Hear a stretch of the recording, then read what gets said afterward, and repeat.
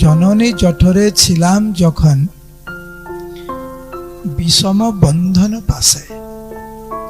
আমরা যখন জননী জঠরে আমরা ছিলাম, তখন সবাই জানেন জননী জঠর কিন্তু খুব আরামদায়ক জায়গা নয়।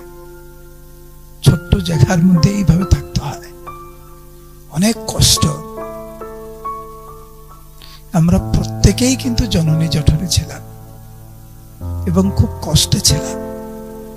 তখন শাস্ত্র অনুযায়ী একজন জীব ভগবানের কাছে প্রার্থনা করে যে, হে প্রভু, একবার আমাকে এর থেকে উদ্ধার করো, একবার যদি আমাকে উদ্ধার করে এই পরিস্থিতি থেকে, আমি তোমার ভক্ত হয়ে যাব। দেখবেন শুধু জননী জঠরে না, প্রত্যেক দিন দৈনন্দিন জীবনে আমরা যখন কোনো অসুবিধার মধ্যে পড়ি, তখন ভগবানের কাছে যাই, গিয়ে বলি, প্রভু এই পরিস্থিতিটাকে আমাকে উদ্ধার করে দাও, তারপরে আমি তোমার ভক্ত হয়ে যাব। যেই পরিস্থিতি থেকে বেরিয়ে আসি, তখন যেই কে সেই